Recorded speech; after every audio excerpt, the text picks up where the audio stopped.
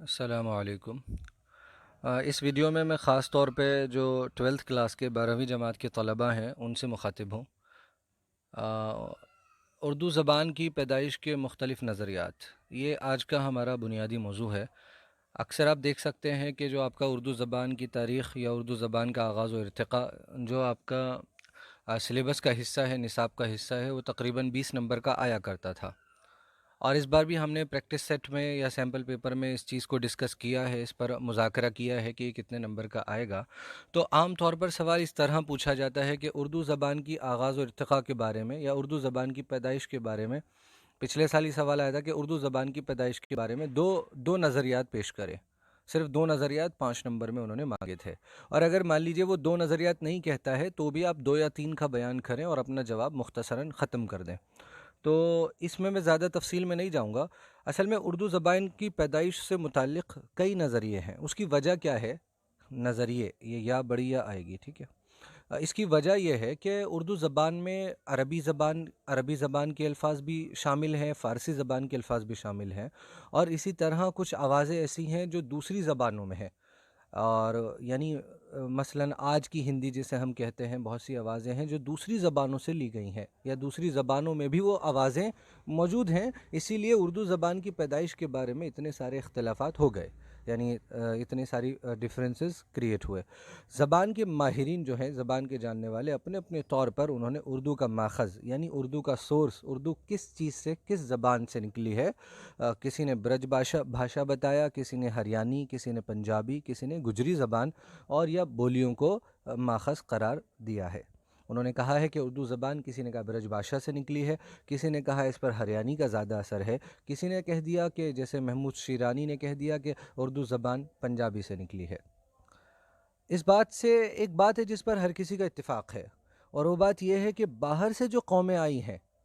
جو قومیں باہر سے تجارت کی غرض سے پہلے آیا کرتی تھیں، اور پھر جب مسلمانوں نے خاص طور پر سندھ کو فتح کیا یا اس کے بعد جو ہے وہ دہلی میں بھی حکومت قائم ہوئی ہے، تو جو باہر سے آنے والی قومیں ہیں اور جو مقامی لوگ تھے، ان دونوں کے ساتھ جو میل جول ہوا ہے، جو سماجی، معاشرتی، سیاسی یا لسانی لینگویج کے لیول پر یہ جو میل جول ہوئے ہیں، اختلاط ہوا ہے، اس کے نتیجے میں اردو پیدا ہوئی ہے۔ یہ ملی جلی تہذیب کا نتیجہ ہے، یہ کوئی پیورلی باہر کی زبان نہیں ہے، باہر سے آنے والے لوگوں کی بھی زبان نہیں ہے صرف، بلکہ باہر سے آنے والی قومیں جو یہاں بس گئی مستقل، اور یہاں کے لوگوں کے میل جول کے نتیجے میں یہ زبان وجود میں آئی ہے۔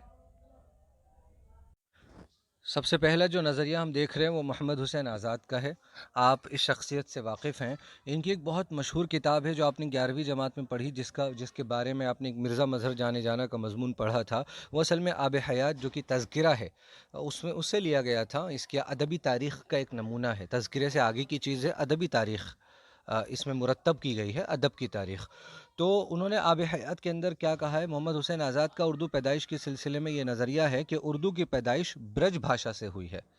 آب حیات میں وہ فرماتے ہیں کہ اتنی بات ہر شخص جانتا ہے کہ ہماری اردو زبان برج بھاشا سے نکلی ہے، اور برج بھاشا خاص ہندوستان کی زبان ہے۔ تو یہ ثابت کرنا چاہتے ہیں، اسی لیے اردو زبان بھی ہندوستان کی زبان ہے۔ یقیناً یہ بات درست ہے کہ اردو زبان اسی ملک کے اندر بلکہ دہلی اور اس کے آس پاس کے علاقے میں پیدا ہوئی ہے۔ اس زبان کا تعلق اسی ملک سے یا اسی سرزمین سے ہے۔ اور دوسری بات یہ ہے کہ محمد حسین آزاد کوئی بہت بڑے لسانی سائنٹسٹ نہیں تھے، اگر میں کہوں کہ لسانی تحقیق کرنے والے یا لنگوسٹک سائنٹسٹ نہیں تھے۔ زبان کا کوئی بہت زیادہ ان کو علم، بہت زیادہ ماہر وہ اس اعتبار سے نہیں تھے کہ مثال کے طور پر کہ اس کا سائنس جانتے ہوں۔ اسی لیے انہوں نے اپنے اس دعوے کی دلیلیں، مناسب دلیلیں وہ پیش نہیں کر سکے ہیں۔ برج کا علاقہ انہوں نے کہا، بس اتنا ان کا کہنا تھا کہ جو برج کا علاقہ ہے وہ دہلی اور متھرا کے آس پاس کا ہے۔ تو محمد حسین آزاد نے اس بات پر زور دیا کہ اردو پیدائش میں مقامی علاقے کی زبان یعنی برج بھاشا، جو آلریڈی پہلے سے اس علاقے کی زبان تھی، جو علاقہ ہم آگرہ کے آس پاس کا مانتے ہیں، جو برج بھاشا کا علاقہ ہے، تو وہ کہتے ہیں کیونکہ وہ کہتے ہیں کہ اردو کی پیدائش میں مقامی علاقے کی زبان یعنی برج بھاشا کا اہم رول ہے۔ ان کا یہ بھی ماننا ہے کہ مغلوں کے زمانے میں آگرہ کو جب راجدھانی یا مرکزی حیثیت دی گئی تھی تو اس کے گرد و نواح میں اس کے آس پاس برج بھاشا کے اثرات سے اردو نے جنم لیا۔ اردو کی پیدائش اس وجہ سے ہوئی کہ جب مغلوں کے زمانے میں آگرہ کو مرکزی حیثیت دے دی گئی تو وہاں کے اثرات آگرہ کے آس پاس جو برج بھاشا بولی جاتی تھی تو ان کا ماننا یہ تھا کہ اسی کے نتیجے میں، اسی سرکاری دیکھ ریکھ کے نتیجے میں برج پر جب اتنی توجہ دی گئی تو اسی کے آس پاس مغلوں سے انہوں نے اردو کا تعلق جوڑا ہے۔ آپ کو اتنی گہرائی میں جانے کی ضرورت نہیں ہے، بس آپ اتنی بات بھی لکھ دیں گے انشاءاللہ آپ کو ممتحن یعنی چیک کرنے والا پورے نمبر اس بات کے لیے دے دے گا۔ اور وہ یہ بھی کہتے ہیں کہ اردو میں برج بھاشا کے الفاظ کا استعمال بھی ہوا ہے، حالانکہ یہ دعویٰ جو ہے وہ ثابت نہیں ہو سکا ہے، اور بہت سی باتیں ہیں جس کی وجہ سے یہ دعویٰ یا یہ بات کہ اردو زبان برج بھاشا سے نکلی ہے، یہ جو ہے اس پر اتفاق نہیں ہے، اس کو رد کر دیا گیا ہے، اس کے خلاف دلیلیں دے کر اس کو ختم کر دیا گیا ہے، یہ دعویٰ محض ایک دعویٰ ہی رہ گیا ہے۔ دوسرا دعویٰ سید سلیمان ندوی کا نظریہ ہے، دوسرا نظریہ کہ اردو کی ابتدا، ان کا نظریہ یہ ہے، سندھ میں ہوئی۔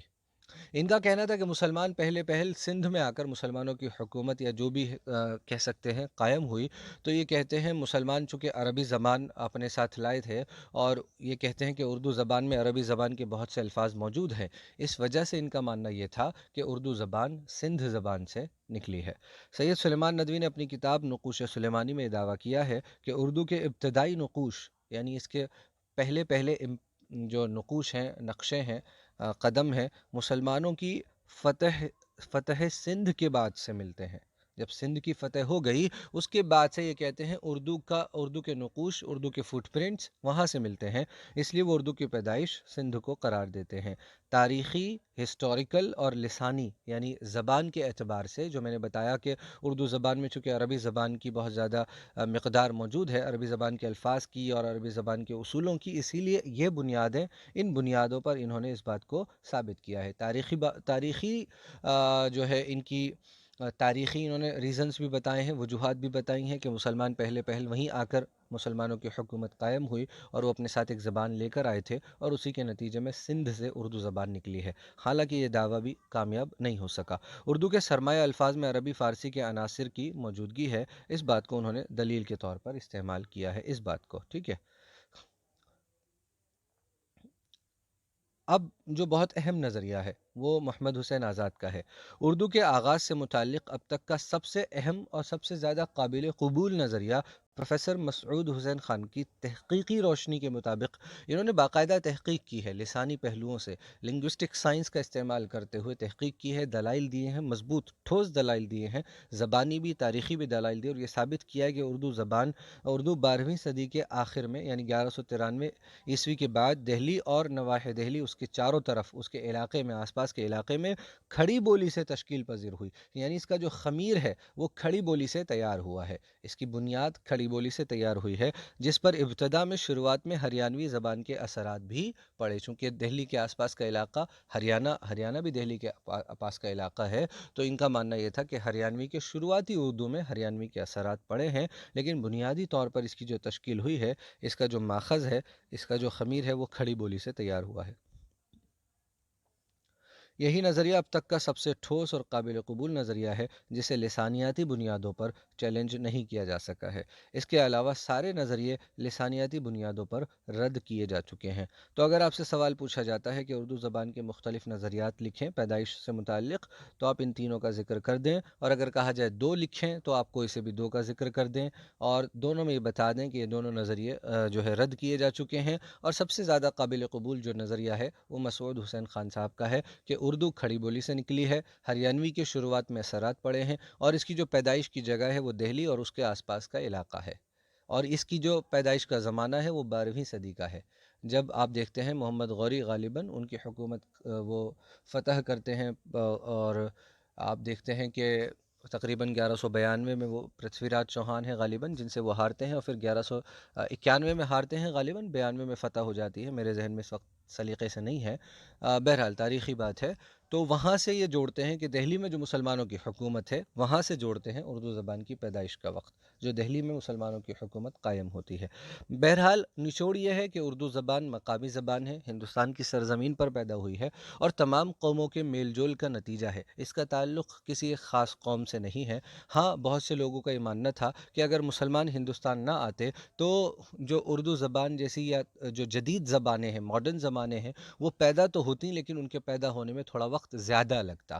ان کا ماننا یہ ہے، سنیتی کمار چٹرجی غالباً ان کا خیال یہ ہے کہ مسلمانوں کی آمد کی وجہ سے جو اردو زبان یا اس جیسی جدید زبانیں جو تیار ہوئی ہیں ان میں تیزی آ گئی ہے۔ بہرحال آپ کو اتنی زیادہ ابھی فی الحال 12ویں کے درجے پر اتنی تحقیق کی ضرورت نہیں ہے، آپ اتنا سمجھ لیں کافی ہے۔ ڈسکرپشن میں اس کا PDF مل جائے گا انشاءاللہ۔ السلام علیکم۔